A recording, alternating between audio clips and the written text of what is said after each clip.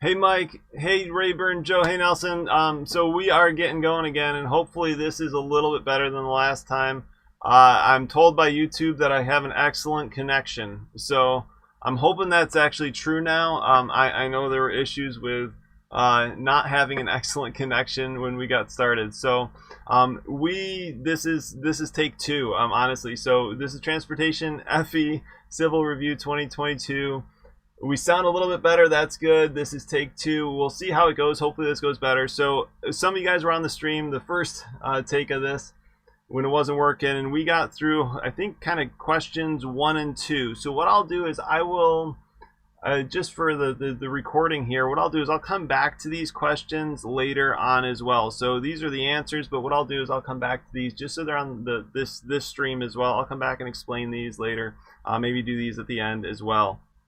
So if you're done, if you don't want to watch those later, you can come back to those later. But hopefully this will work for us. So what we did to start for the first little bit when we were having some technical problems was we went through these couple of problems and kind of went and said, like, well, how do we do them? And horizontal curves are one of those things where there's a bunch of formulas. You kind of have to know which formula to use, and sometimes you have to know multiple formulas. So if you get a formula where it's just one, it's kind of easy, just plug and chug and go for it, right? But sometimes it's not that easy, and in this case we had to find, a radius before we could find an angle, and we had to do some, the trigonometry in here as well to make it happen. So we'll see. Matt, I see you're back in. So we didn't really do much of anything. I think this was just talking over these two problems just quickly, but hopefully the resolution stays good. Hopefully the video stays good, and hopefully there's not a huge lag here. So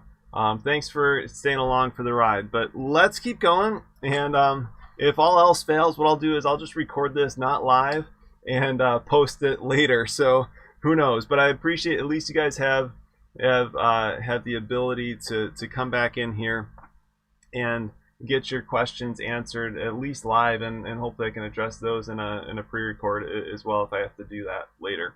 But this will be good. We'll keep going as long as the computer doesn't blow up. So which questions involve radians? It kind of, this is the idea here. This pi over 180 is where we go from degrees to radians. So normally all these i's are in degrees, so you don't have to worry so much about degrees here.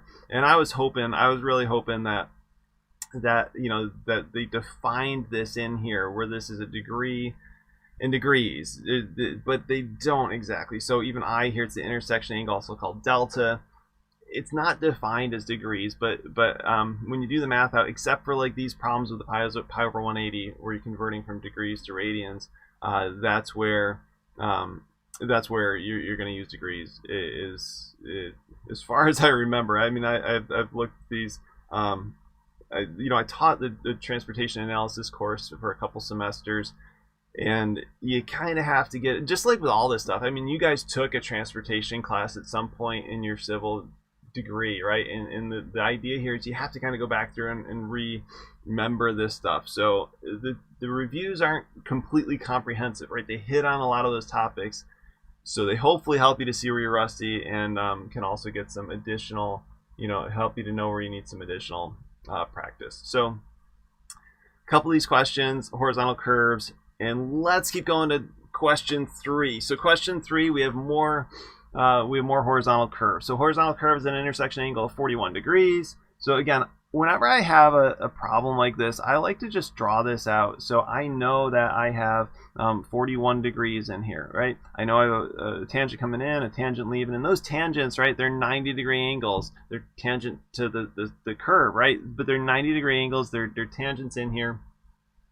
And that should that should work pretty well, right? So we know that this radius, I wasn't too creative here, but radius 600 feet, pi of 8 plus 0, 0. So again, that point of intersection, I kind of mentioned it when we were looking at the reference handbook, but that's if you were to extend these tangents straight out, right? So if you extended this tangent, I didn't do a great job of the straight line, but if you extended these tangents straight out, you're going to get your point of intersection between those two lines at this point.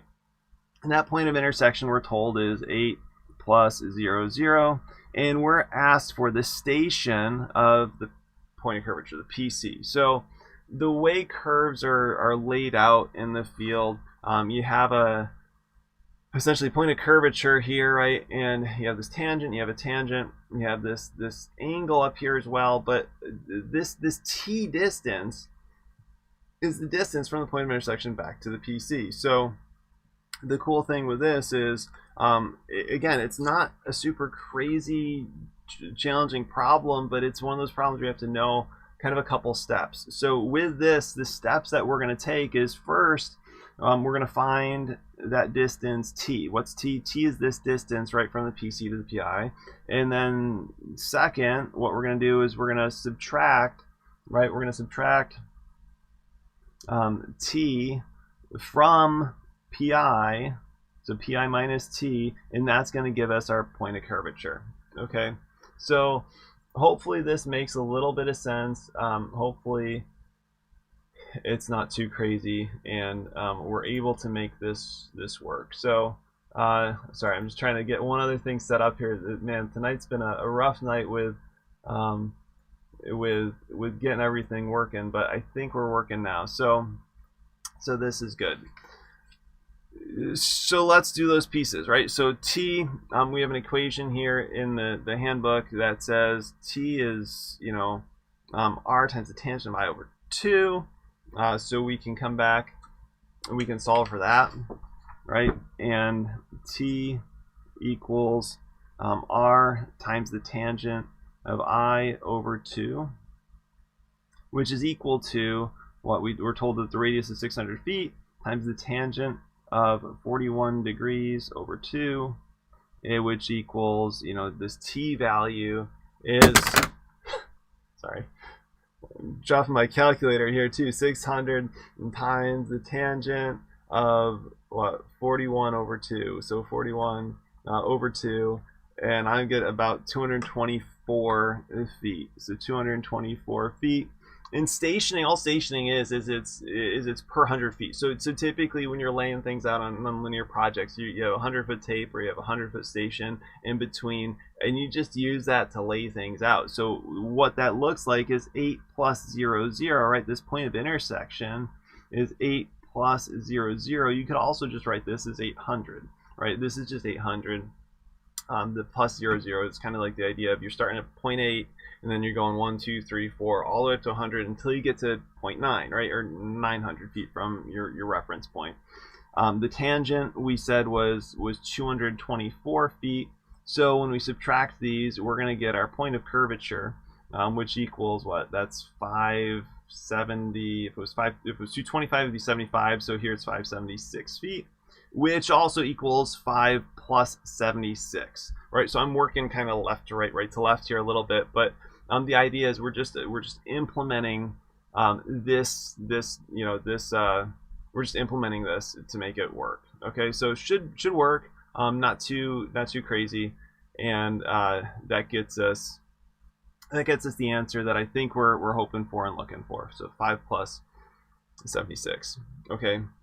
But that gets us into the stationing idea, and it gets us into kind of this next, this next problem as well. So we're going to go shift from horizontal curves to vertical curves. But as we go here, it's some of those curve problems are going to be two-step problems.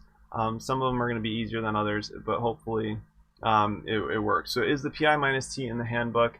Let's look. Is it? I don't know that it is. Let's look. So as we look at this, I don't think it actually is. I think you just have to know that PI is up here, T is here, and PC is PI minus T. Okay, so I don't think that equation actually shows up there, but it's not a super crazy thing. So let's keep going. Okay, so let's keep going, and we'll keep going, and now we get to vertical curves. So horizontal curves, honestly, I could have probably spent a whole hour just on horizontal curves and gone over more questions on here with M and R and E and you know, all these other pieces of it, right? So there's a lot of other pieces. It's worth going through some of those questions. It's worth looking at some of them. You know, and you can rearrange this all over the place. But I kind of wanted to hit some of those pieces about the angles, about the chord length versus the arc length, the stationing, the PC, the PI, and that sort of thing. The degree of curve, right? So if you know what the pieces are, you're just looking for formulas to kind of plug and chug to a certain degree. And sometimes it helps to use common sense here. So let's take a look at this as well. So this next one, we have parabolic vertical curve. So most vertical curves are parabolic. They're not circular. That helps as you're going over just with the whole gravity thing, and you don't feel like your stomach's in your, you don't feel that whole roller coaster thing where you're accelerating too much or whatever. And that's the vertical curves try to help with that. But here we have a parabolic vertical curve. Again, we have a VPC, so we know that we're starting at 14 plus 44. And we have an entry grade of 2% and exit grade of 3%. So we're coming in a little bit shallower than we're leaving. So we're coming in, at 2%. We're leaving at 3%. I'm just going to exaggerate that here. So we're coming in at 2%.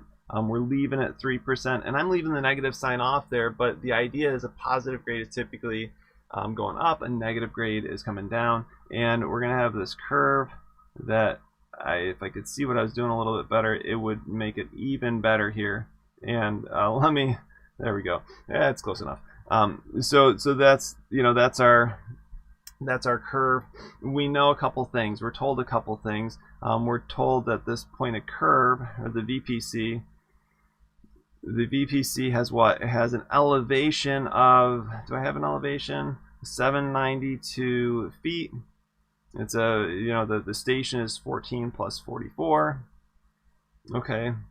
And what we want here is the elevation of the point of vertical tangency. So this is our VPT, and what we want is that elevation. What is that elevation? Okay. Good question. But this is where it helps to have maybe a little bit of, we can come back into our handbook. We can use some of these formulas. If we come back up here, we get into vertical curves. And here you see we have this vertical curve up above us. We have our PVC, that's the beginning. We have our back tangent here. We have our length of curve. We have our PVT.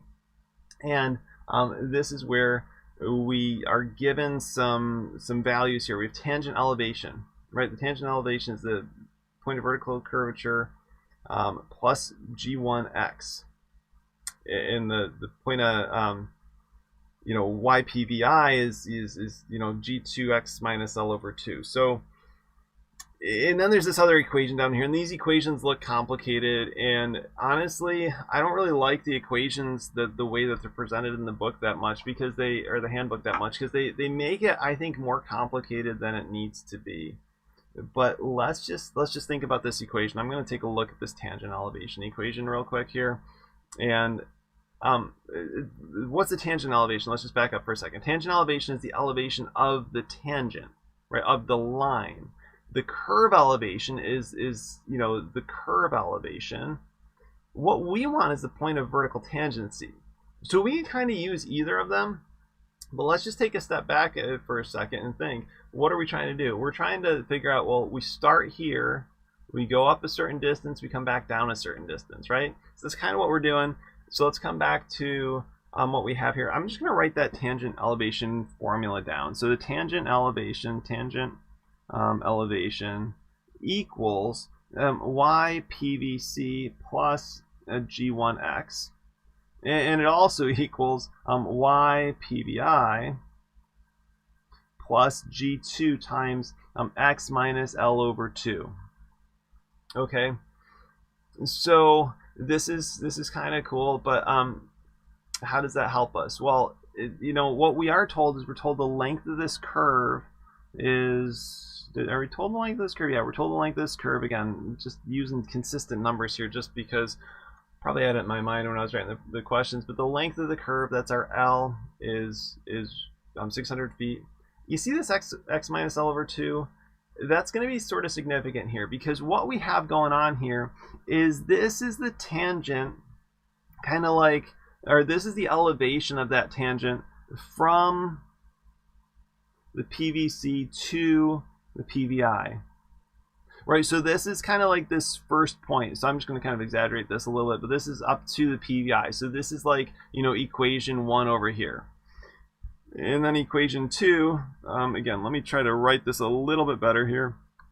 Man, I got my computer cocked a little bit to try to keep it cooler. But let's see. So this is kind of like, this part's kind of like equation 2, right? This goes from the PVI to the PVT, point of vertical tangent, see where it goes back, tangent, right?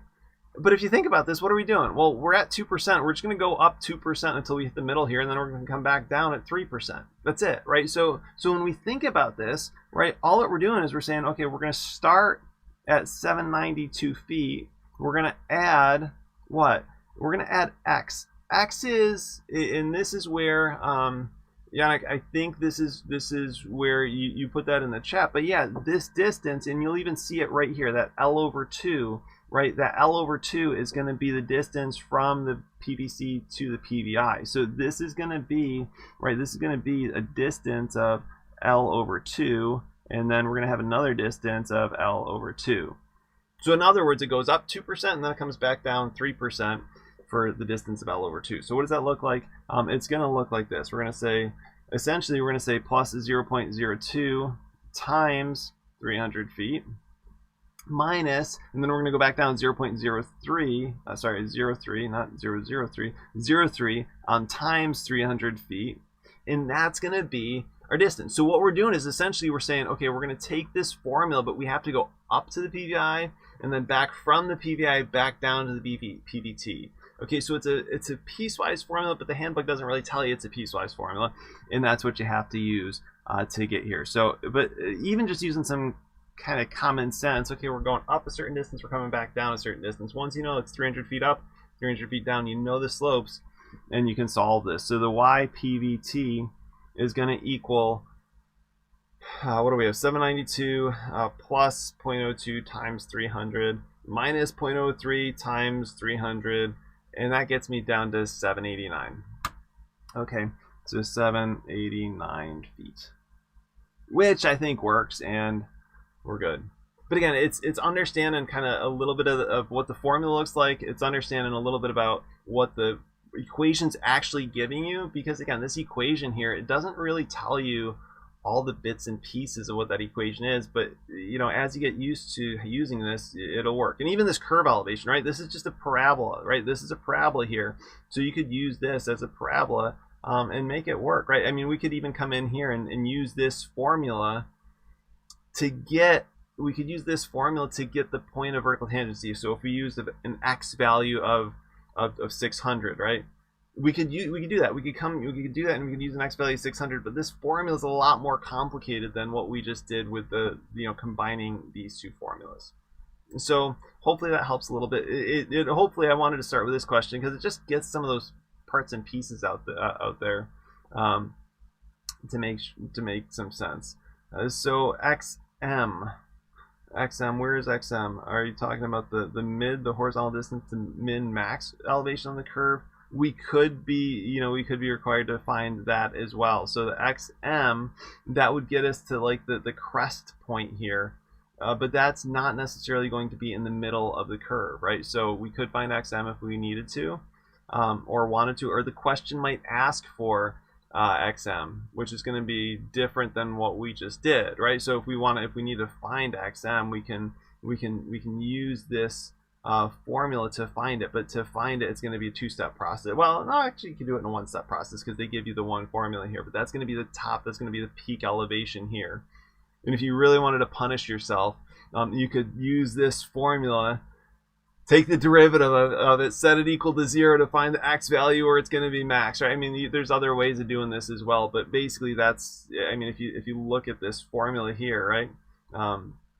That's kind of where it gets to is if you take the the derivative of this, it's gonna work out like that. And so we don't need to find XM in this case, but we could find it if we wanted to. That would be another legit question that could get asked. All right, what's the crest elevation of this curve, right? If you're given the point of vertical curvature, what's the crest elevation there? And you might be asked to find that, but that's this, you know, XM value down here as well. So another valid question, but again, this is, I wish we had time to do like a whole session on just curves, you know, but maybe we'll need to do that, come back to it. Let's keep going. Okay, let's keep going, and we'll go to question. We'll go to the next question here as well. So the next question looks like this. We have a parabolic vertical curve, and this is probably one of the more complicated questions on vertical curves because it asks about stopping distance, right? What's the point of stopping distance on a curve? Well, if you're coming up over the curve, right, and let me draw this curve in. So we have a parabolic vertical curve on a roadway with a design speed of 75 miles an hour. Man, this is like an interstate, right? And we have a 7% entry grade. That's a super steep grade. And I mean, this is like Continental Pass up in like the Rockies in Denver. That's like a pretty steep, you know, grade there. And then you're coming back down at 5%, so that's a little bit shallower here, right? Going up at 7%, coming back down at 5%. Okay, we have a roadway speed of 75 miles an hour. Again, that's like an interstate. And what we're doing here is we have this curve that's gonna connect the two. And when we have 75 miles an hour, this is gonna be a big curve, right? It's not gonna be this little thing. And because interstates, you're really gradual, because when you're going faster, you feel it. So we have a standard reaction time of 2.5 seconds, deceleration rate of 11.2 feet per second. And we're told to do the stopping distance based on the most restrictive slope. Okay, the minimum length of vertical curve that must be provided for these grades, and stopping distance is most nearly. So why do we care about stopping distance? We care about stopping distance because as you get your car on here, right, and maybe it's a truck with you know, your RV in this, and you got a big trailer here and you're holding something, I don't know, but maybe you're going up and over. And let's just say, not that this would, well, let's just say, you know, a deer walks out into the middle of the road. Okay, so if a deer walks out into the middle of the road, right? Sorry, not a very good deer, but let's say a deer walks out into the middle of the road. When could you see it, right? I mean, at this point, technically, you couldn't see that thing, right? It's underneath the other side of the curve. But what we want to do is we want to make it so that if there is something in the road, and typically it's a 2-foot height, but if there is something in the road, so deer is a little bit tall, but we want to be able to have enough time to stop, okay? And that's where the stopping sight distance comes in. So what's that going to look like? Well, we have to figure out what that distance is. So we're going to come back. We're going to take a look at our formulas here, and hopefully this doesn't scare you, but there's going to be a lot of formulas. And we're actually given a table of formulas that makes it even more worse. That's not really proper English, but it's worse than we even want it to be. Okay, so this gives us a whole bunch of equations, and this is, you know, we have one side of S is less than L, and then we got a whole bunch of formulas. We have S is greater than L. We have crest vertical curves versus sag vertical curves. And the good news is we already know that we're a crest vertical curve. So the crest vertical curve we know because we have a positive entry grade, right? We're going up to start, and we're coming back down as we go. So this is a crest. So that's kind of the first step, right? We know that. And then we have to say, okay, well, then we know that we're a crest. Now we need to know which of these formulas to use, okay? And which one to use is dependent on what S is and what L is, but we don't know what L is until we know what S is. So there's this chicken and egg thing that we have to figure out here, and we have to come back down. Actually, we have to come back up a little bit and take a look to see where our S is. So here's our S. S is our sight distance, and how are we going to find our sight distance, right? That's oh man, what is that sight distance? Where is it, and how do we find it, right? Well, that's where we have to be able to go. We know we have our standard criteria here. This is for that stopping. Remember the 2-foot object, a driver height of 3.5 feet. This S is going to come from the stopping distance. So anytime you're given in the question if you're given like the reaction time, right, this reaction time of 2.5 seconds, the 11.2 feet per second, those things are gonna trigger in my mind that first what we have to do here is we have to find a stopping, sight distance, or stopping, sight distance here. So let's go find that formula as well, because in traffic engineering there's formulas for everything, and so many of them are empirical that you just have to go look them up. So let's take a look and see where we go.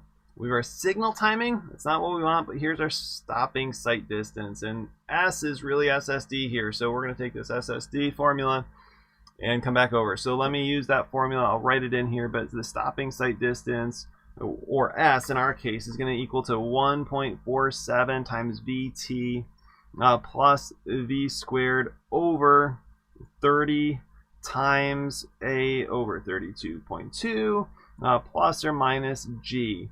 And this is where some of these formulas, you might have learned it a little bit differently. And sometimes it's just, sometimes you might be given like a friction factor, right? So sometimes you'll, instead of being told that there's a deceleration rate, you might have some like friction in here. Okay, and that friction is going to be on the order of like 0.3 to 0.35 in that range, right? But in this case, we're given the deceleration. I don't know. I mean, maybe if there's somebody out there that's taken the test recently, I think they're going to give you this reaction time. I think they're going to give you a deceleration, but there's a chance they might not. 11.2 and 2.5 are pretty standard reaction times for AASHTO. It's possible they expect you just to know that, like they, some other things, but I would think they'd give that to you. The other thing that you have to be careful with this formula is just units. So I'm going to come back to the handbook for a second, but units, when we're doing this, we see V here is in miles per hour, T is in seconds, and you're thinking miles per hour times seconds. How does that work? It doesn't work until you have the 1.47. So are those, going back, Matt, to what you said, are those numbers in here? Are those accelerations in here? This is the deceleration A, right? It's not, I don't see an 11.2 here, right? I don't see, sometimes 10 is used. I don't see that here. I don't see the reaction time of T of 2.5 for an unexpected event. So I'm hopeful that they would give that to you, but maybe you could put a comment after you take the test, like, no, they didn't give it to me. I don't know, like, I don't know, but that's, the time is typically 1 for like a known event, like for example a yellow signal. You expect it to turn yellow. It's been green for a while. That might be 1 because you're ready to hit the brakes. Whereas something runs out in the middle of the road, you're not expecting that. It takes you a minute or a second to figure out what's going on. That might be like 2.5 seconds till you finally hit the brakes and do something. Whether you're going to swerve or stop or check around you or what's going on. So those times you got to know. And then G is another one, which is, I think they do a decent job here of saying divided by 100. So they tell you that you're going to use a decimal. So once you get those units down, it makes this a little bit easier. But what we're going to do here is we're just going to plug those in, and we're going to say 1.47 times V, which was our design speed. Again, this is like a interstate, 75 miles per hour, times T, 2.5 seconds, plus what's V squared? V squared is 75 miles per hour squared, divided by, let me make some more room up here, but 30 times A, which is 11.2 over 32.2. So again, that's your, I could write feet per second squared in there, but what's 32.2? Do you remember 32.2? That's feet per second squared. That's gravity. That's in that's English, units. That's American standard units. That's 32.2 feet per second squared is gravity, in non-metric, right? And then we're going to add in here the grade. So the question is, which grade do we pick, right? We're told the most restrictive slope. So in this case, where is it going to be harder to stop? It's going to be easier to stop going up a hill. It's going to be harder to stop going down the hill. Okay, you're going to have gravity working for you here. You're going to have gravity against you here. So that's where we're going to come in here, and we're going to put this, -5 over 100 in there to get our slope. So if we put all that in, we get a stopping sight distance, and this is going to be a pretty long stopping sight distance because 75 squared is a pretty big number. And the number that I got was, I think, 905 feet. So maybe somebody can do that, check me on it. But it's a big long equation. Hopefully you can make that work in what you're doing. So if that was the question, that'd be great. But unfortunately, that's not the question. We have to keep going and find our length of curve, right? We have to keep going our length of curve. Yeah. So good question. Why not just subtract it? 100% you could. I just put it in there to try to remember that this started off as a negative grade. I mean, this is a plus or minus here, so it's, you could do it either way. So let's come back to the handbook though and take a look at our curves and our formula here. So S is less than L. Well, again, we don't know what L is. So how do we know if S is less than L? We don't. So this kind of works out to be a little bit of brute force, right? So we have two equations. We have a general equation and a standard equation. And in this question, I think, did I tell you? I don't think I told you. I think I said standard driver reaction times. This curve stopping sight distance on the restrictive slope, minimum height of the vertical curve that must be provided for these grades. I didn't tell you that it's the standard AASHTO standard.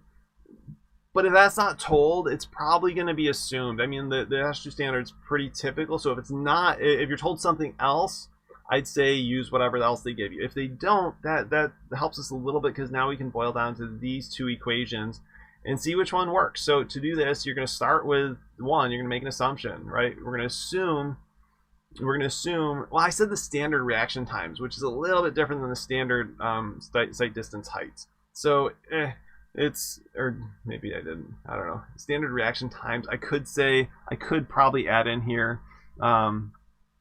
Reaction time, AASHTO standard, stopping criteria, like something along those lines, and reaction time. So I could add that in there to make that a little bit more clear. But let's go with this. So what we're going to do here though is we're going to say to find L, we're going to for step 2 here. Come on, I want green. There we go, we got green now. For step 2, what we're going to do is we're going to assume that S is less than L. And that's going to allow us to solve this, right? So if we assume S is less than L, we're going to say we have this formula here now. L is AS squared over 2158. So let me just write that one in as the length is equal to AS squared over 2158. What's A, right? A is what? A is, where is A? Come on, it's in here somewhere. There is it not in here? It's got to be in here. Or is it up further? It might be up further. I know I saw it in here just the other day. I was just checking these problems. A is the algebraic difference between the two grades. The absolute value of the difference between the two grades. So that's the algebraic difference in the grades. We can find A, right? So we know that A equals, I can't remember if it was G2 minus G1 or G1 minus G2, but it was the absolute value, so it doesn't really matter, right? So A is going to equal G1, what do we have? We have 7 minus 5, so that's going to equal 12, right? The absolute value of it's going to be, our grade is going to be 12. So we're going to come back here, we're going to say 12 times, what's our stopping distance? 902.5 squared all over 2158, and it's going to give us some value here. So that value is going to be big. It's going to be, I think I got like 4,500, right? So like 45, 56 feet. So it's a big long curve. For a big, a pretty fast road. But yeah, it should be 905. I think it was 905.2. Sorry, that's what I have in my notes. Actually, is 905.2. You guys are gonna have to help me tonight. I'm checking too many computer things, trying to make sure that we're not too screwed up here.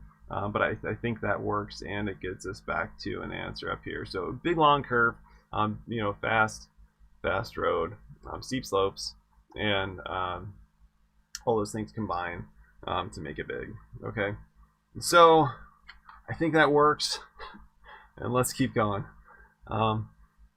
Yeah, thanks for pitching in those answers.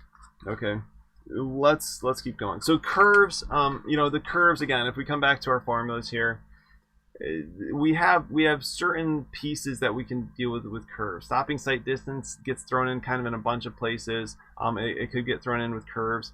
We kind of need to know these different pieces here where we have our grades, and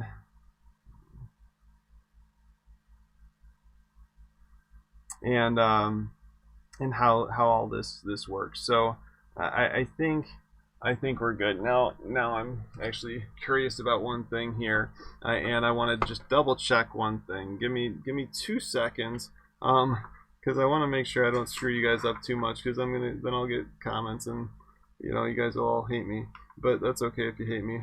As long as you pass the FE, I'm happy, and hopefully I don't screw you up too much. Let me just check one thing in here, and you know what, I'll have to check it later, so we'll come back to it, and it's okay.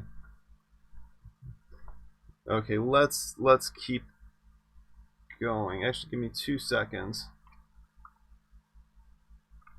There's always this, you know, this interesting thing when there's downtime for a second, because people are like, what's going on?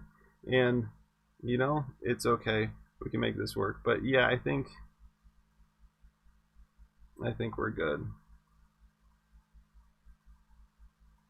Okay,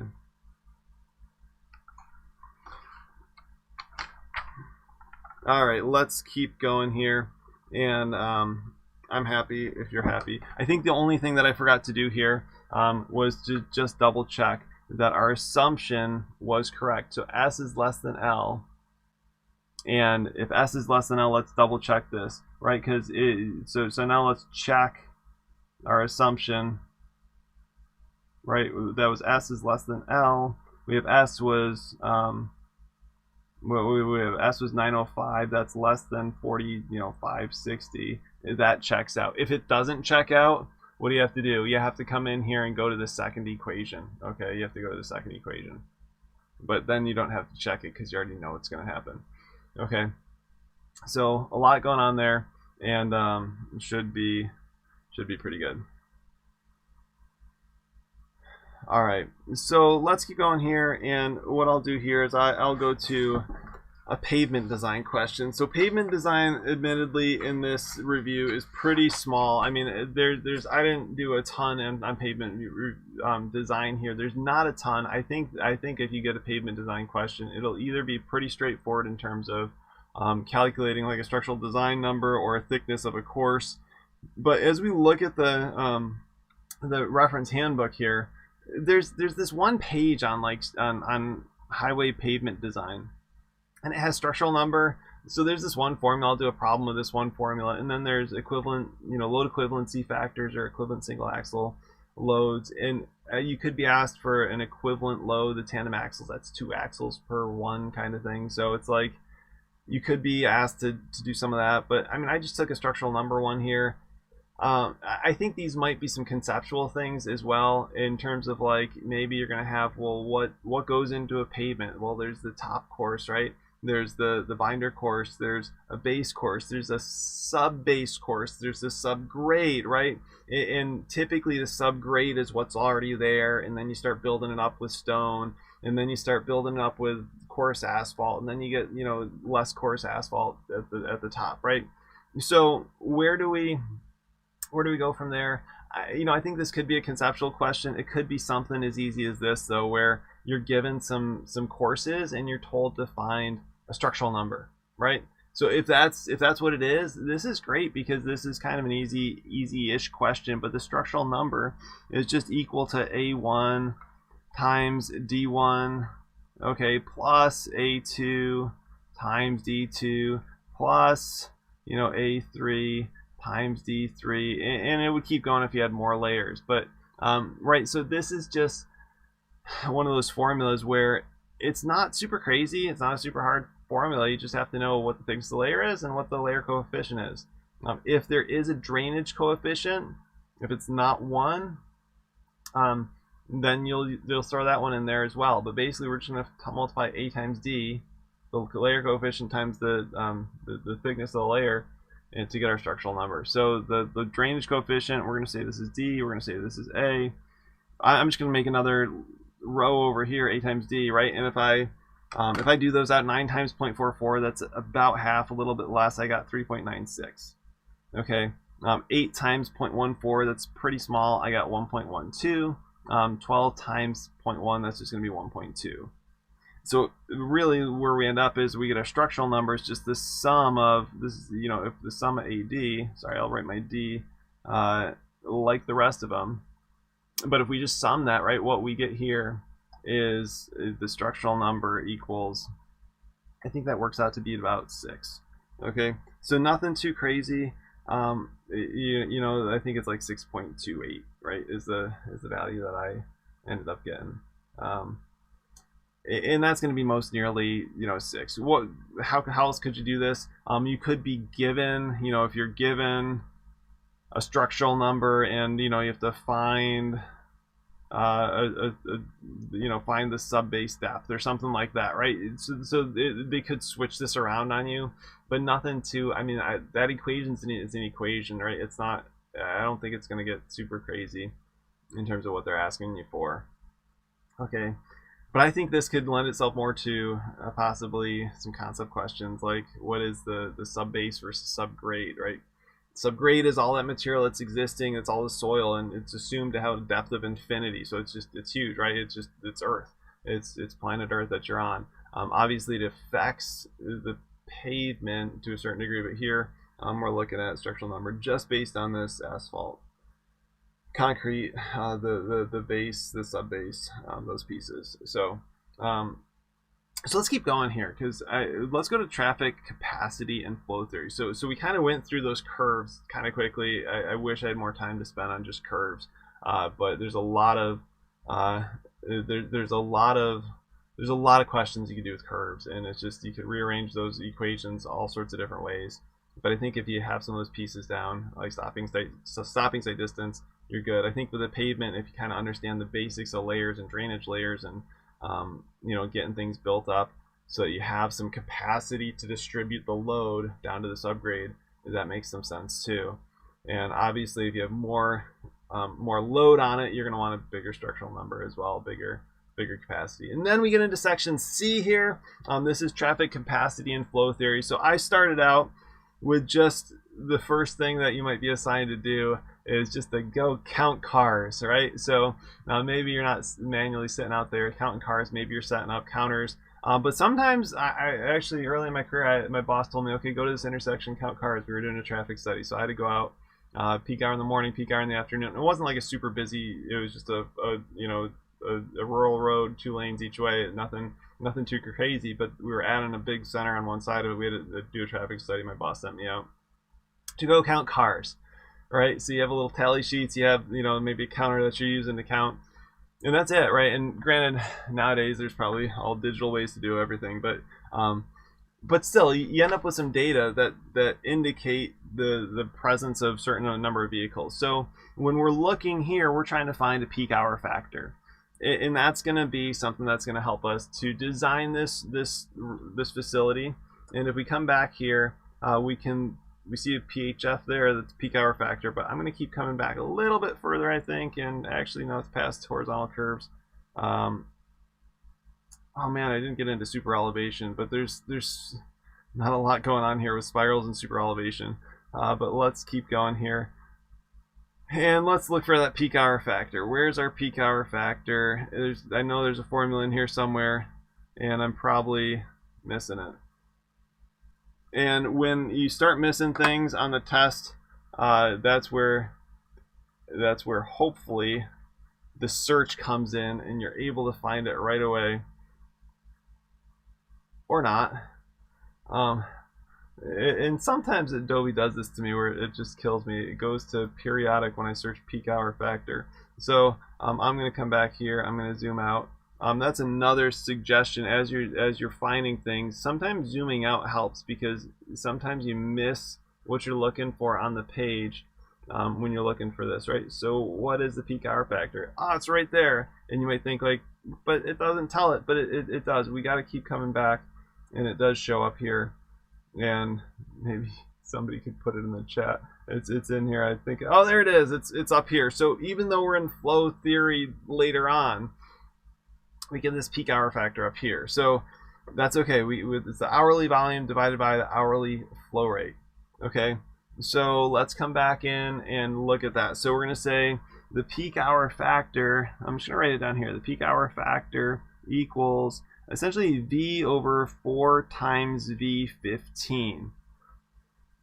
So that's great, and we got this thing going, but it's like, wait, we have, thanks, page 229, don't forget that. Okay, sometimes actually it does help to remember relative pages, but another good thing with the test is they don't jump you all over the place. Normally you're in one section, you work through that section until you're done. So we have a bunch of 15-minute time intervals here, but what's our V, right? What V are we using? And that's where we can come back to the manual, the handbook, and think like, okay, we got this.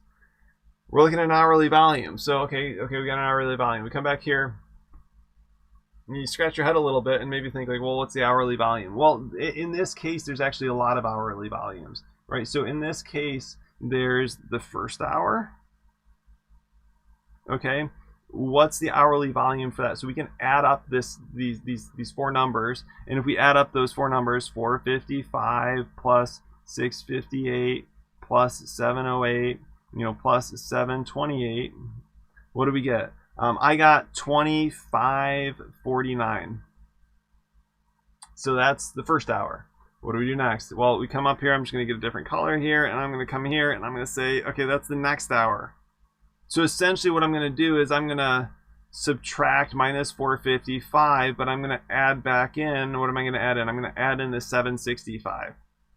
So when you're using your calculator, sometimes that's a more efficient way of doing it, right? You have 49. If I subtract off 455, because we're losing the 455 here, and then we're adding this 765, we're going to get like 2859. Okay. And basically we have to do that. We have to just keep going down. So we're going to keep coming down to this one. We're going to go down to, this one. And then I ran out of colors here. So I'm just going to come back and use the same color here for the last hour as well. But basically I'm just going to say, if this is the green one, the red one's going to be, what's the red one? I think 2945. The blue one's going to be 2949, and this last hour here is going to be 2839. So these are a bunch of hourly volumes now, right? So we have a bunch of hourly volumes, and what we want to do is just take the biggest hourly volume. So the biggest hourly volume is going to be this 2949. That's our largest hourly volume. And what we want to do with that is we want to divide it by the peak 15-minute volume within that volume, right? So we've got this 2949, that's this blue one, and we're going to take the peak one inside of there, and this is going to become our V15. That's our peak 15-minute volume. And once we know that, the cool thing is we can just solve this equation. The equation isn't super hard math. It's just 2949 divided by 4 times 765, right? And what's this? This is basically this is vehicles, right? Per vehicles. So our units are going to cancel out, and we're going to end up with about 0.96.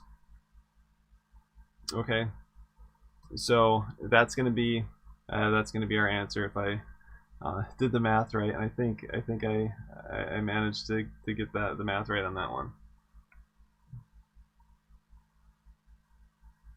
Okay, so let me just double check that. So 2949 divided by 4 divided by, I wrote it wrong. It helps to write things right as well. times 765, right? Somebody was going to put that in. 765 up here divided by 765, and I got 0.963. Okay, so I'm happy with that. So that's a peak hour factor. How do we use that? We use that in different ways. You'll see that show up. We'll get to that actually a little bit later, but you do see that show up once we get back into here. It's past curves. Again, we get past these curves. We get into some of our flows down here, but some of these demand flow rates, you're going to use the peak hour factor. So we'll get into a question with that. We're going to look at now we're going to look at some of this traffic capacity and flow theory. And this is the Greenshield's model. It's one of those models that gets taught, I think, in every traffic capacity analysis type of class. But the idea here is you have some free flow speed. So if nobody else is on the road, how fast are people going to go? You have some jam density. So when are you going to just jam up the road? And then somewhere in the middle, you have this optimum density. The idea here is like when you have when you have nobody else on the road, you have a low density, but it's not optimum. You can fly, you can go fast. Not that you guys would speed, but you can go fast. And then you have the point where there's such a traffic jam, nobody can go anywhere. So that's not a good flow, right? But somewhere there's that sweet spot where you get the most vehicles possible through this roadway. So the idea here is we're given a relationship in this next problem of the vehicle speed versus the traffic density for a road segment, right? So vehicle speed versus density, and we want the maximum flow for this road segment. So what we know is we're going to go somewhere kind of between this model to this model. But the cool thing is here we're also given an equation that really calculates that for us. So our maximum flow is going to be our jam density times our free flow speed, or optimum speed, I should say, or theoretical speed selected by the driver if nobody else is on the road.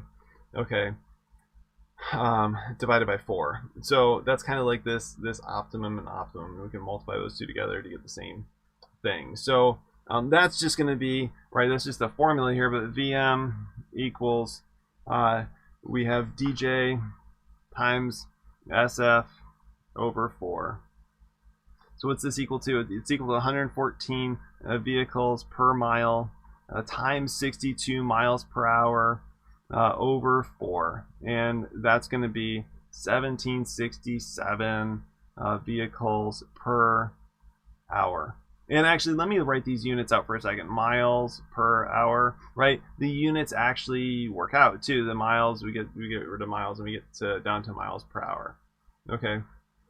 And I don't know, I don't think they're going to ask you the calculus behind this, but it's possible you could be asked the calculus behind this. And I don't know if it's worth the time, but maybe it is.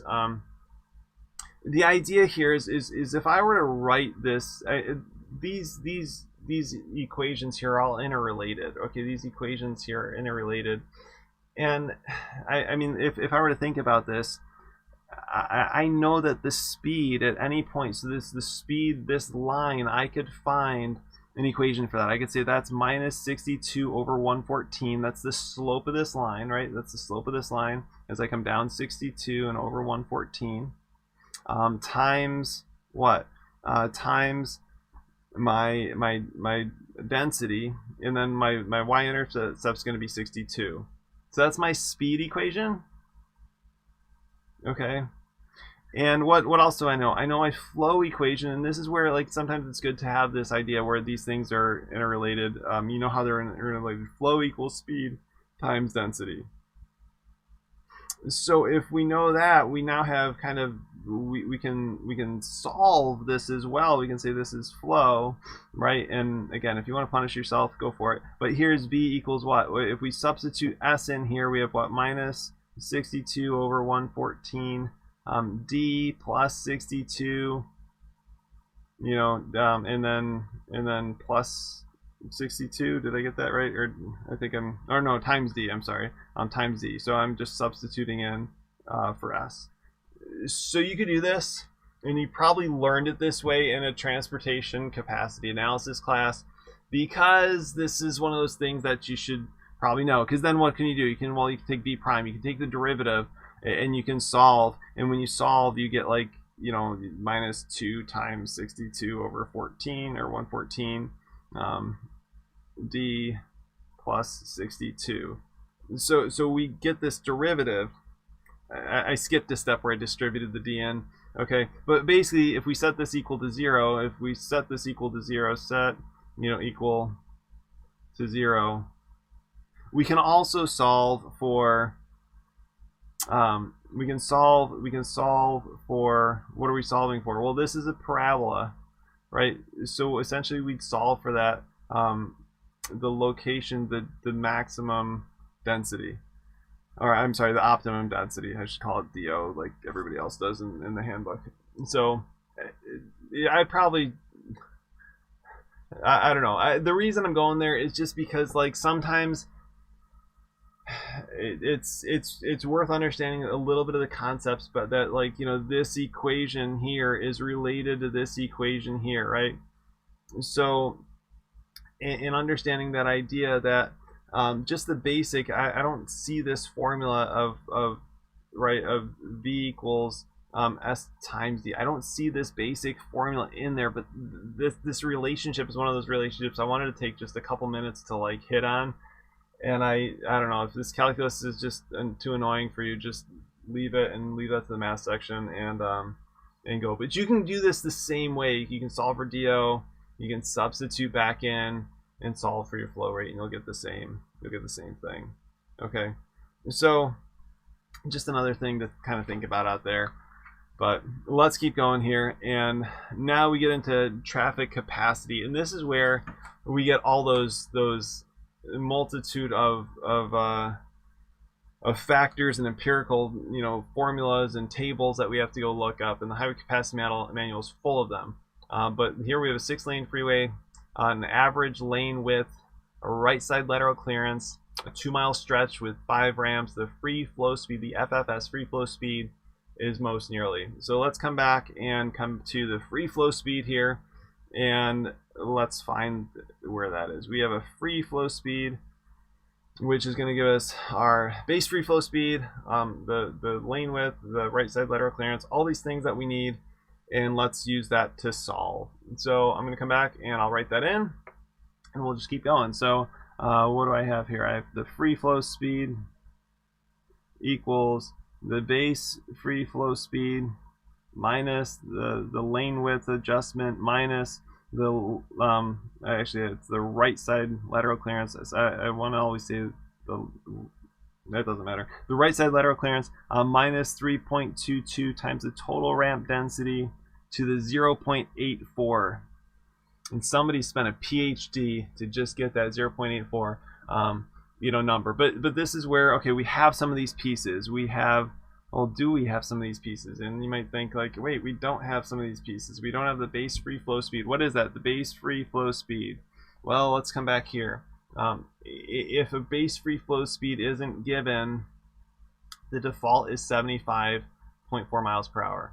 So we're going to use that 75.4. So we're going to say this equals 75.4 miles per hour. Okay, that's where we start. Let's look at this FLW. What's FLW? The lane width. Our lane width is 11 feet up here, so let's come back and say, what do we have? We have an average lane width of 11 feet, so that's going to say we have a lane width 11 feet that's greater than or equal to this, so it's included in this one, not in the bottom one, and we're going to come up with 1.9. So that's going to be 1.9. Our right lateral clearance is going to be, what do we have? We have 2 feet. So let's look at our 2 feet. We got to go to a new table here. So what's our new table? Well, we have a right side lateral clearance of 2 feet. We have a 6-lane highway. So do we go to 3 or greater than 5? What do you think? So this is where 6-lane highway, yeah, man, I wish this actually does tell us that. Lanes in one direction is 3. So 6-lane highway is going to have 3 lanes in one direction. Yeah, basically it's the shoulder. So we've got 2 side lateral clearance. We got 1.6 here for our FL or FRLC. So I got that right, 1.6. Okay, this is 1.6, and total ramp density. What do we have? We're told that we have 5 ramps per 2 miles. So what's that? That's going to be 2.5 ramps per mile. And the cool thing is now we just plug and chug down here. What are we going to get? We're going to get the base free flow speed, which was 75.4 miles per hour. And then we're just going to start subtracting off of that. So, so what we're going to do here is we're going to keep subtracting off. And Matt, I don't know if your question's to me or just other people, but in terms of delayed, I'm not sure. So what do we have? We have 1.9 minus the 1.6 minus, what do we have? We have 3.22 times our 2.5 to the 0.84. So I'm going to get a free flow speed down here when I plug all this in. I think it works out to be pretty close to 65 miles an hour. So 75.4 minus 1.9 minus 1.6 minus 3.22 to the power of 0.84. Yeah, or did I screw something up? Oh, 3.22, I put it in wrong. 3.22 times 2.5 to the power of 0.84. And I get about 64.95 miles per hour. So I'm going to go with 65.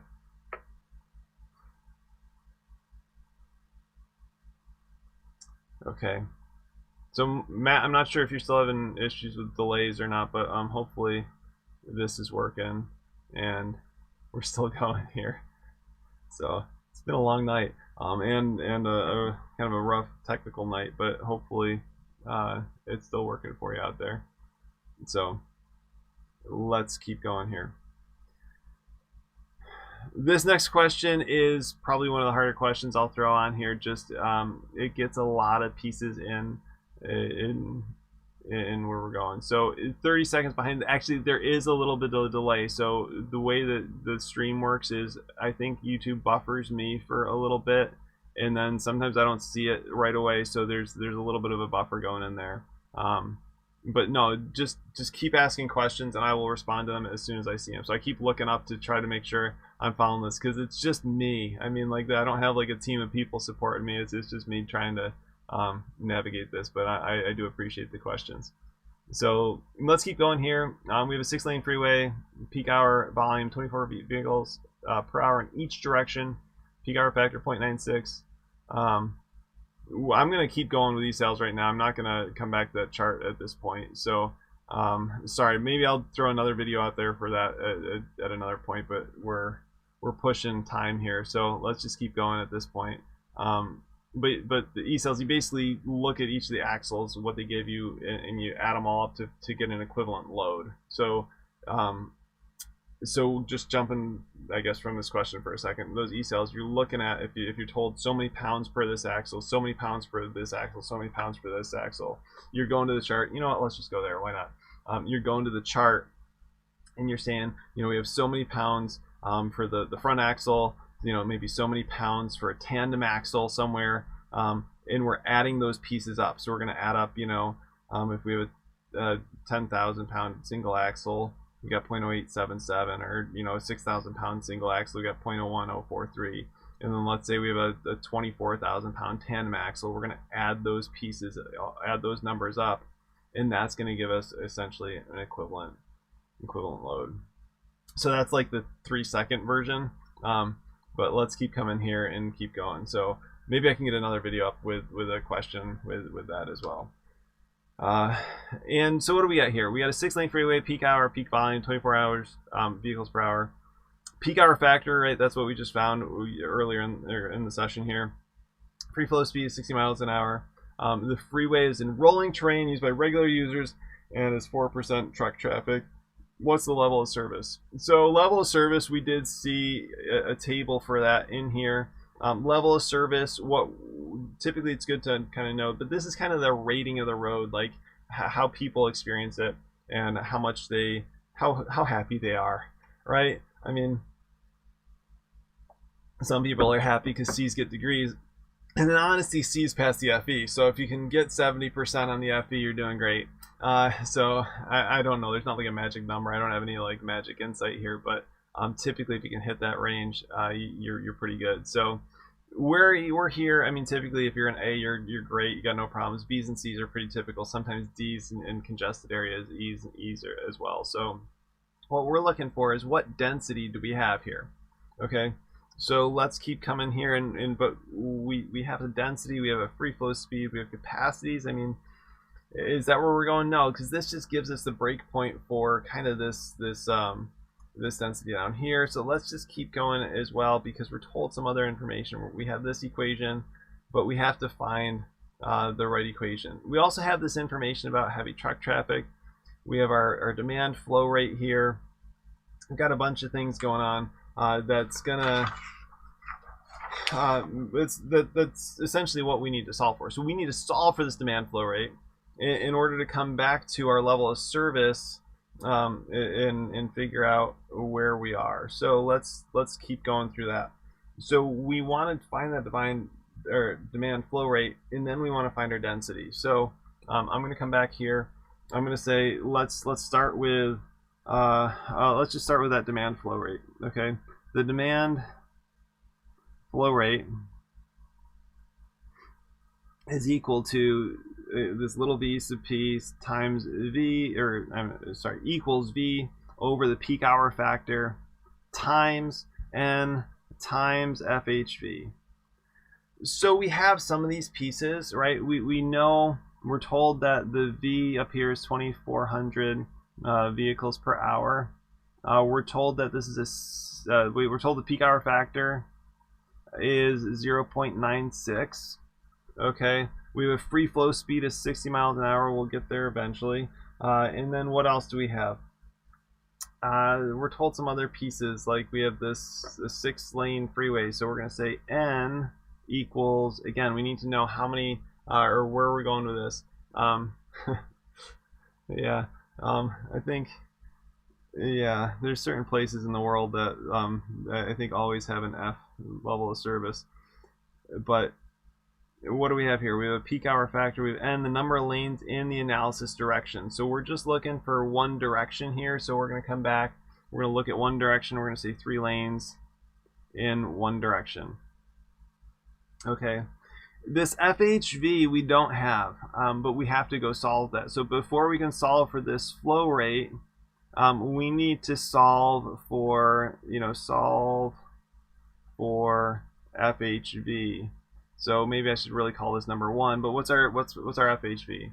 Our FHV here is another formula. So again, I tried to pack in a lot into these problems, but we have this other formula where we're having this PT, the proportion of trucks, and ET, the type of terrain, so 3. So we know that the percentage of trucks was, I think, 4%, and the rolling terrain is going to be this 3 here. So let's come back and find that. But let's write that formula down here first. So I'm going to take this formula and I'm going to say the FHV, the heavy vehicle adjustment factor, is going to be 1 over 1 plus PT times what? ET minus 1. So this is going to be 1 over 1 plus 0.04. So that's our truck traffic times 3 minus 1 is going to be that 3 is the ET. So if you remember, since we're in rolling terrain, we're going to use this 3.0, and that's going to give us a value, or a heavy vehicle adjustment factor of 0.926. Okay, and then we're going to come back up here. I'm just going to change this for a second, because I like to do my equations in black here. So now we can solve for this as well. So now we know that we have 2,400 vehicles per hour, okay, divided by 0.96 times 3 lanes and times 0.926. So this demand flow rate works out to 2400 divided by 0.96 divided by 3 divided by 0.926, and I got like right about 900. And let's look at the units. What we get here is vehicles per hour per lane. Okay, so our units stay with this vehicles per hour per lane, and that's our unit. So in a perfect world, we just come back to our flow, our level of service chart. We come in here with passenger, vehicles per hour per lane, but what you see here is we have units problems, right? We have passenger cars per mile per lane. What do we do? We can't just use 900 in here. 900 doesn't make sense, okay? That doesn't work here. But what we do see here is we have this idea here where we can come up with our level of service, and specifically what we're going to do here is we're going to find the density, but we're going to find our density. How are we going to find it? Remember what we said the last time? The density, this density equals what? Density equals the flow rate divided by the speed, or really the way we did it the last time was the flow rate. What we said the last time was the flow rate equals the density times the speed. So we're going to rearrange that up here, but that's one of those basic formulas like Q equals AV in when you're looking at fluids, like Q equals AV, right? This is kind of a similar idea. This density equals flow rate divided by the speed. So what do we get here? We have 900 vehicles per hour per lane divided by our speed. And what's our speed? That's where we get our free flow speed up here of 60 miles per hour. So the good news is our hours drop out. And what else do we get? We get, well, when we solve this, now we get 900 over 60 is going to give us about 15 vehicles per mile per lane. Okay, and that's a number now we can use because that's what we were looking for. We were looking for this density, but we had to go to flow rate first to get there. So is this problem really going to be on there? Probably a little bit complicated, but honestly, I wanted to get some of these concepts in there, especially the relationship between flow speed and density, just to hit on that just again, right? But that's where we get into this 15. We're solidly in a level of service B. Okay, so therefore LOSB, and we can circle that one. Okay, well, let's keep going here, and this is one of my favorite questions. Not really, but sort of. A vehicle approaches a traffic signal as green. Which of the following is typically true? One of the reasons I love this question is it's one of those questions that I ask. How many of you have driver's licenses? You all raise your hands, and then I say, how many of you know the answer to this question? And there's a little bit of scratching your head going on, thinking like, what is it? When you approach a traffic signal that is green, is it okay to enter the intersection if the light turns yellow? So if it's yellow, is it okay to enter the intersection? Is that illegal or illegal? Is it illegal to be in the intersection if the light is red ever? Okay, so maybe you can enter it when it's yellow, but can you be in it when it's yellow? Is it legal for the vehicle to enter the intersection if the light is yellow? So it is legal. So it's either illegal or legal. Which one's true? We got to pick. And then is it legal for the vehicle to enter the intersection only if the light is green? So you can't go in if it's yellow. So there's some of these kind of repeats here. The wording's a little funny. I was going to just put in, what do you do when you see a red light? Hit the gas, but that's not good advice, so I didn't want to put that in there. I just thought it was funny. Because it's true. Many times, what do you do when there's a red light? Maybe not you, maybe the person next to you that's telling you you're number one with only one finger. There are people that do that in the car. I would not ever recommend that. But the idea here is I'm going to say that this C is typically true. So typically, what there you go, Pavement. So what are we doing? Typically, when the yellow light should be long enough so that if it's green and you see the yellow light, you're far enough away, you have enough time to stop before you hit the intersection. The yellow light should be timed long enough for that. And if you're before that, if you're past that point of no return, kind of the point where like, well, it's yellow, I got to go through the intersection, right? Then you should have enough time to get through the intersection. But let me ask you this question. So isn't B true? Matt, that's a good question. Isn't B true? Well, why is B false? B is false because when we get into our signal timing in here, let's come back to signal timing. Do you see what this? Not that one. Where is it? Do you see what this is? This is R. What's R? The length of red clearance interval. What's the red clearance interval? The red clearance interval is when the intersection is red on every single side, right?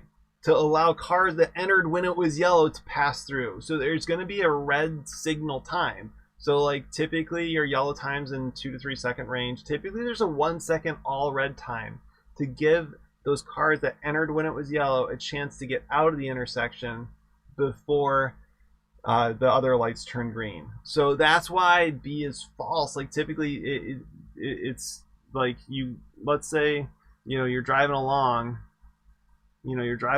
here, and you enter you're at this point and the light turns yellow. Well, if you're already actually that makes no sense. Let's try to draw this a little bit better. So if you're driving along and it's green, and you're like right next to the intersection and it turns yellow, but yellow keeps going until you reach this point, right? And then it turns all red until essentially you leave the intersection. So it's meant to be kind of this idea where if you're driving, let's push this back a little bit. Let's say that you're driving and you're super close to the intersection, and as soon as you hit the intersection it goes to red.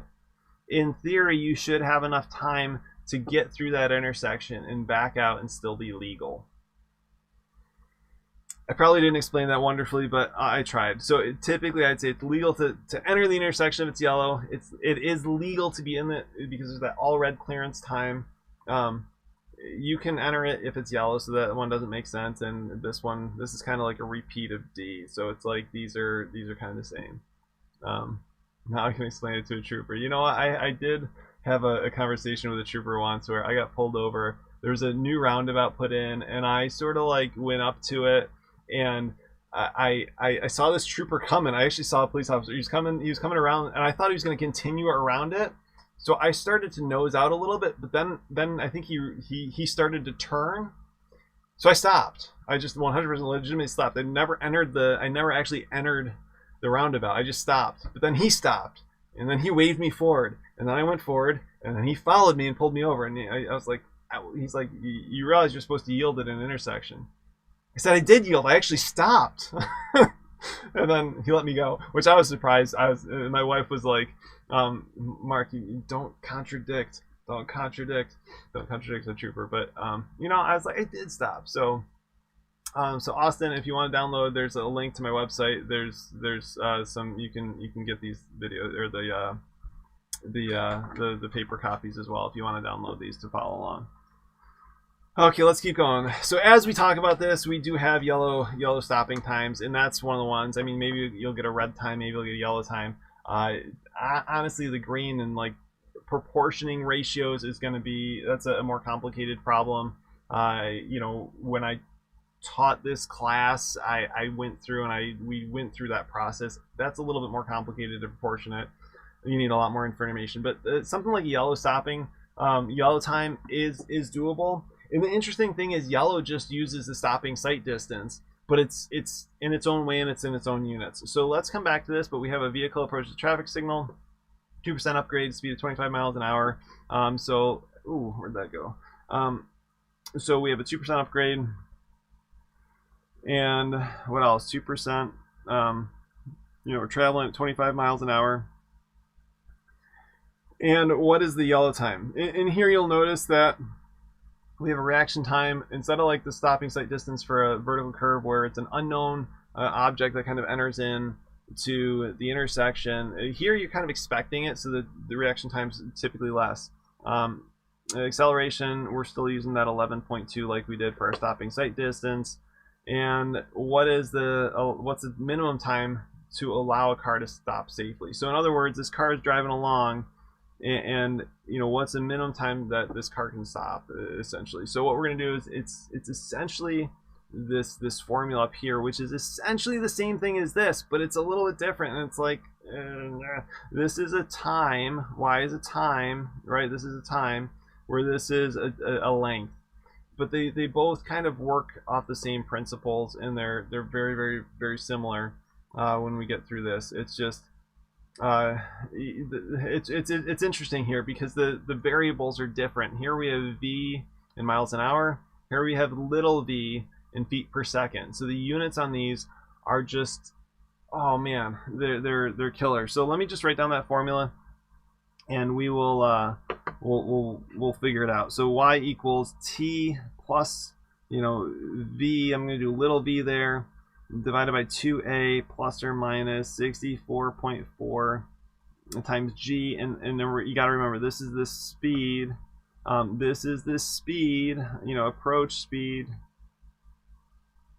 is in feet per second. Okay. Ah, man, it's just it is what it is. So let's go through here and find out what those things are. So y equals t, this is a 1 second, that's the driver perception reaction time. Okay, and then we're going to add in, what's our speed? 25 miles per hour. Okay, and I need to convert that. And you might remember, I don't know if anybody remembers, but this 1.47 is that conversion. Okay, that 1.47 is the conversion from miles an hour to feet per second. How do we get there? Well, we say there's, for every 1 hour, there's 3,600 seconds. And for every 1 mile, there's 5,280 feet. So those are some of those conversions that are good to just remember, because our hours cancel out, our miles cancel out. And if you take that 520, somebody, you can check it if you want to, but 520 divided by 3,600, that should equal 1.47. So that's where that conversion comes from, right? That's that conversion. And then we need to divide by, what, 2 times our 11.2 feet per second squared, plus or minus our 64.4. Well, in this case, let's just do a plus because we know it's an upgrade. And we're going to say our grade is 2 over 100. Okay, so let's just go back and check our units. Our t here is going to be time in seconds. Okay, what else? Our a is going to be, to tell us our deceleration in feet per second squared. Our g is our percent grade divided by that 100 again. So that's nice to know. So so we have this. This is good. I mean, here we have minimum green time for pedestrians. We have a red time. You could be asked any of those. I just picked y because the units are kind of interesting. Why is deceleration positive? Because it is. I mean, that's a good question. I wish I had a better answer. Serious. I wish I had a better answer. But yeah, it is what it is. That's the deceleration rate. Okay. So when we plug all this in, though, what do we get? We get 1 plus 25 times 5280 over 3600, divided by 2, divided by 11.2. Actually, I need parentheses in there. So it's worth trying these with your calculator, not just to check me and to tell me when I'm wrong, which I am wrong. You know, everybody's wrong at times. That's why we have people check our work. That's why we double check our work. That's why I do these ahead of time and you know, try to double check my work. But when you put all this in, I think you get about 2.55 seconds, to which somebody is now going to, every time you stop at an intersection, you're the first person, you're going to see around the corner and sort of see that yellow light, and you're going to count 1 1000, 2 1000, 3 1000. Then you're going to, don't hit the gas yet because there's that 1 second of all red. Okay, so typically it's typically in that 3 to 4 second range before the light turns green on the other side. I know maybe I'm just the one that does that. It looks like, and then counts in my mind like how long is this going to take till I can go again.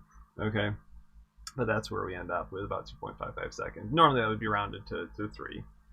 Okay, so typical you know, typical times. Okay, so let's keep going. Transportation planning.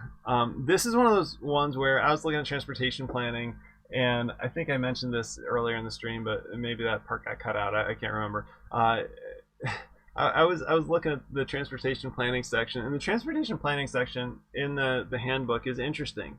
There's a lot of stuff in here, and honestly, actually, let's just yeah, let's go there. Let's go to transportation planning. There's a lot of stuff in here. There's a gravity model. And that can get pretty complicated, especially if you get more than one zone. If you get like 2 or 3 zones, it can get pretty complicated. And then in the real world, there's a lot more than 3 zones. So that model can get pretty complicated. We're going to do a basic example. And the reason we're going to do a basic example is because I think I mentioned the last time I did a transportation review, I said, like, yeah, the gravity model is just kind of complicated. So it's a logit or logit model, depending on how you say it. You know, they're pretty complicated, but they can be broken down into simpler questions. I picked gravity partly because that student came back and said, Madison, there's a gravity model question on the test, so we're going to do a gravity model. I don't know if this is the same type of question that he saw, but it's just a kind of a basic question to figure out how to use this.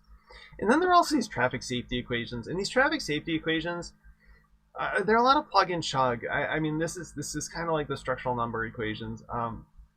You know, it's kind of looking at, like, with safety, how can we you know, have what are the crash rates? So we look at the number of crashes times 1,000,000, right? So this is 1,000,000, and we're looking at average daily traffic times 365. So we're looking at our total volume here. So we're looking at kind of this crash rate.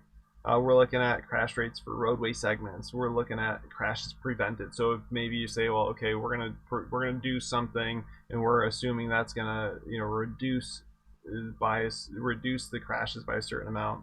We'll get in there. And if you have more than one countermeasure that you introduce at a, you know, typically if you're doing an intersection upgrade, you're not just doing one thing, you're doing a couple things. So you have to modify the percentage. That one gets a little bit trickier. Maybe again, if I do another one of these, I will throw that in there. But what I kind of wanted to focus on here was just some basics, and this is where this one isn't exactly in the manual, but I thought it was one of those ones where it gets used, and typically you're designing a project, but it's going to be a couple of years maybe, especially if it's a larger project, before it gets built. And then you're going to be looking at, well, what's the 10-year capacity? What's the 20-year capacity? What's the capacity of the lifespan of this thing? And you're looking at growth. And this is interesting because we kind of get this idea that sometimes the handbook is contained, but we also have to know the different pieces of it. So we have a base peak design traffic of 2498, right? That's our typical, that's our present traffic. You know, present traffic is 2498. And then we're saying we're doing some things to it, and we're expecting traffic to grow at 2.5% per year. And what's the traffic in 10 years? So 10-year volume, right? So what is that? What is that going to be? And we can come back in here and we can take a look at, you know, our models. We can take a look at gravity models and all these things. But this gets back to fundamentals. That's just, you just keep multiplying by 2.5% per year. So yeah, this becomes compound interest, which is interesting because even if we come back into here, we have engineering economics at some point. Where'd my engineering economics go? It's somewhere in, I always miss it. There it is. Engineering economics is pretty interesting because what do we get? This isn't a payment, but this is just a compound interest formula, right? 1 plus I to the n. That's one of those formulas, I joke, it's like in the construction administration class that I've taught to in the past. It's like, there's like virtually no math. It's like looking at contracts and administration and how to write forms and that sort of thing. But it's like, this is one of those formulas that it works in economics, it works in transportation, it works kind of everywhere. So that formula looks like this. So the future value equals what? The present value times 1 plus I to the n. So that's multiplying by 2.5% over and over again. But yeah, what do we get? We get 2498 times 1 plus 0.025 to the 10. So this is kind of a simple question, but it uses one of those kind of like basic formulas that gets, you know, possibly pulled from a different part of the manual to get our answer here. And the answer that I got was right about 3198, you know, vehicles per hour. So I'm going to go with 3200 for that one. And then, but then again, compound interest, whether you're looking at cars or you're looking at, whatever you're looking at, this is one of those things where it helps to kind of know some of those basics, like the compound interest formula. And here's that gravity model question. So this is the last question, then we'll tell a joke, and hopefully I'll laugh about the fact that, the stream cut out earlier, but we'll see how that goes, and hopefully this stream worked okay. But gravity model is being used to estimate number of trips from a business to 3 separate traffic zones. So what we have here is typically when you're doing a transportation study, you're putting in some sort of business. Am I spelling that right? I don't know. We're putting in some sort of business, and we're generating trips from that business. So we're saying we're producing 1,000 trips. So we're gonna, we're taking a site, we're developing it, we're gonna produce 1,000 trips for that site, and we're wondering where they're gonna go.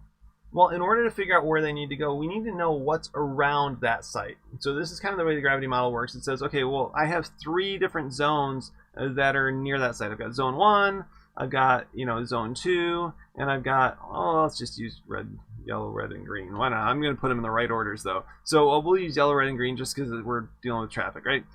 So we've got 3 zones that are going to attract the site. So it's like you got a business put somewhere. This business might be in zone 1 because it's pretty close to it. It might be in zone 1, but we're going to say that we have zone 1 over here, and that zone attracts about 4,000 trips. So that's A1.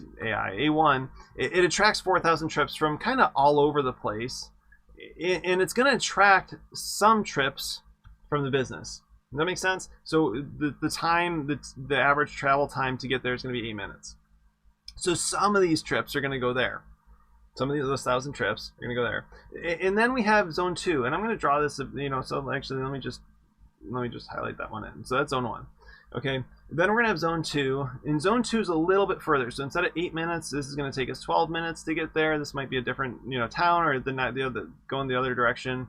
This is going to be zone 2. Okay, and I'm going to do that one in yellow. And overall, this zone has a total of 4,000 trips coming in as well. So the idea with the gravity model is, even though these both have 4,000 trips coming in, zone 1 is more attractive. More people are probably going to go from the business to zone 1 because it's a shorter travel time, right? I mean, as soon as you start getting further away, you're less likely to go to that place. So the kind of idea here is this is, it's going to produce 1,000 trips. Probably going to have, more trips to zone 1, even though these two are the same size. But then we get down here with zone 3. And zone 3 is even farther away. Okay, so this is 18 minutes away. But this one's bigger. Okay, and I drew that one bigger on purpose. This one's zone 3, because zone 3, right, what does zone 3 do? It attracts 7,500, right? This has a total of 7,500. This is like A3. So A1, A2, and A3. And this is going to attract some portion of the 1,000 trips from this business. So the question is, how many trips are going to go to zone 1? Okay. Question is, how many of these 1,000 trips are going to go to zone 1? So we're going to take part of that. We're going to take part of that 1,000 and just split it up kind of each way, and we have to figure that out. So what the gravity model says is this. The gravity model says. Let me come back to civil engineering here. Actually, I'm going to go and do environmental and then back a few pages.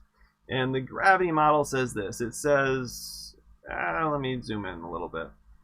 The trips from one zone to another, from one place to another, right, is equal to the trips produced in zone I, or this is the trips produced at the business, times the number of trips attracted, times some friction value, some socioeconomic factor, divided by the sum of those. So this is kind of like a weighted average.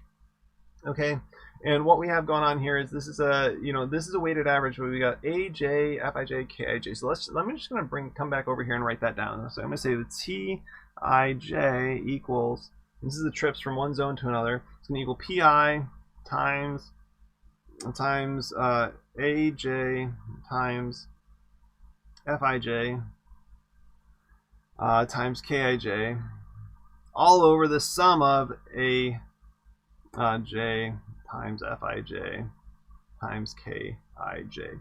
And this looks kind of ugly, and it kind of sort of is, but it's really not that bad. This is kind of as simple as I think I can get it for you in terms of a FE type question. Because normally if you're doing this type of thing, you're going to be doing a spreadsheet. You're going to have a whole bunch of things worked out and a whole bunch of matrices going on.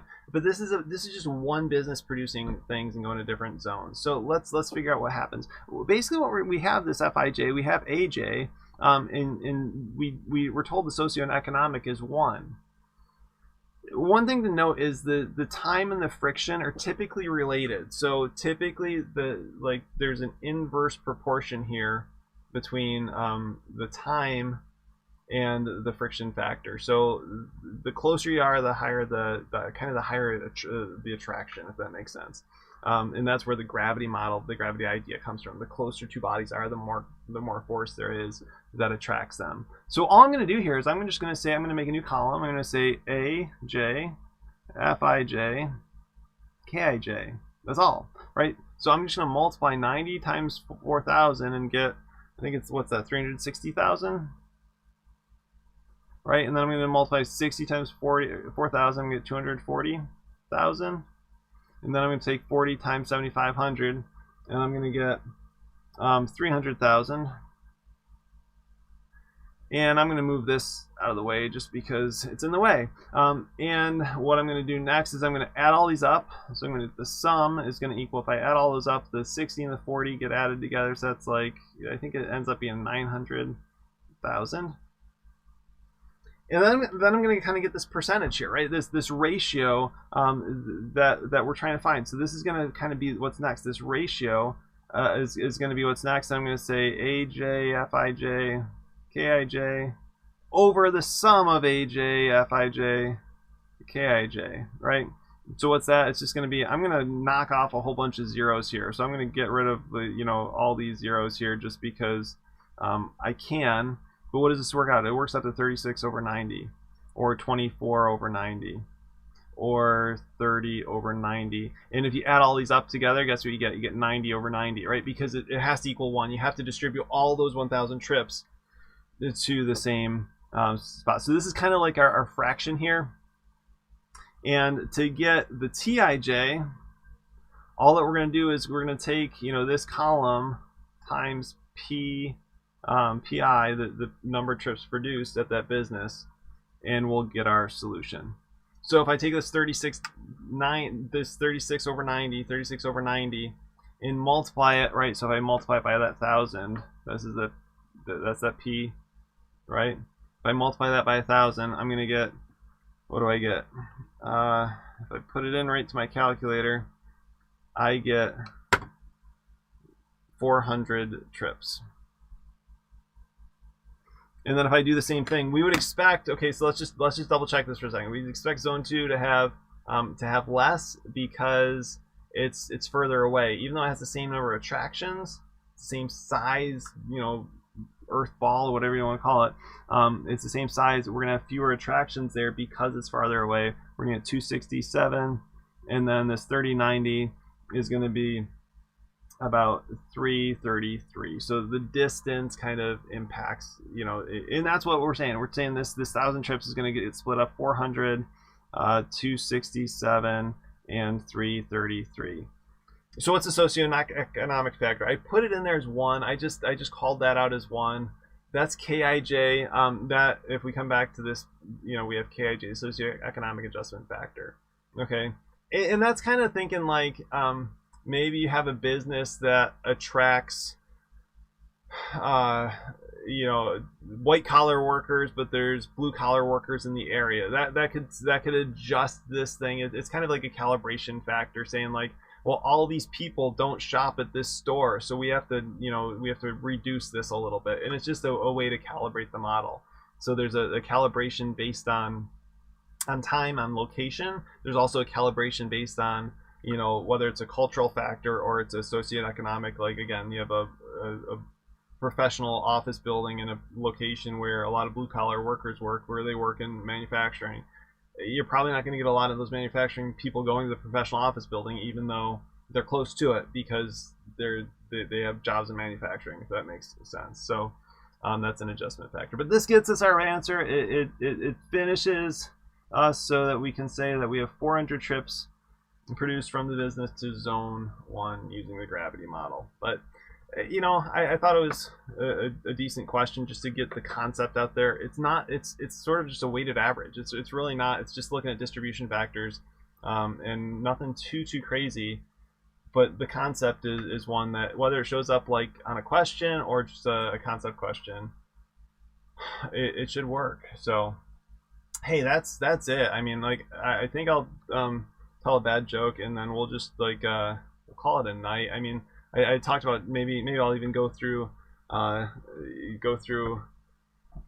first question or two and just review those quickly. But this was it started out rough. I'll go delete that first half-hour session that just bombed. I mean, I apologize for that. My computer wasn't doing things the right way, but at least it fixed now.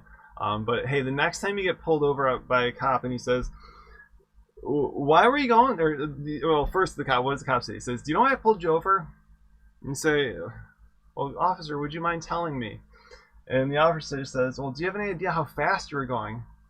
And then your response, of course, is, "Well, I was just trying to keep up with traffic." To which the officer responds, "But there was no traffic." And then you just get a sad look on your face and say, "You see, I was so far behind, I had to catch up." That really wasn't bad. The other one I had was like, you know, why does the red light turn red? Because it's afraid to be seen changing. I don't know. You know, there's bad jokes all around. Why did you get a better grade when your professor was grading in the car? Because he was grading on a curve. Okay, they're terrible. But hey, it's okay. You know, I think that's where we're kind of gonna quit here. Just as we go back up to the front here, I think we kind of lost. I think the first half of this session, the first couple sessions we did lose. But circular curves, you look up the formula, right, and you find it. This one's pretty basic. I think the biggest thing here was just converting radians to degrees with that pi over 180, and that's in the formula, so it shouldn't be too bad. This one you had to do a couple steps, but finding the right formulas, it should work. So if you have questions on those questions in particular, definitely drop a comment or whatever. But I think I'm gonna quit there tonight, and thanks for sticking on, and sorry about the technical issues, but hey, we made it work. So hey, thanks for everything. You too, and good luck on the FE. Keep working hard, keep moving onward and upward. See ya.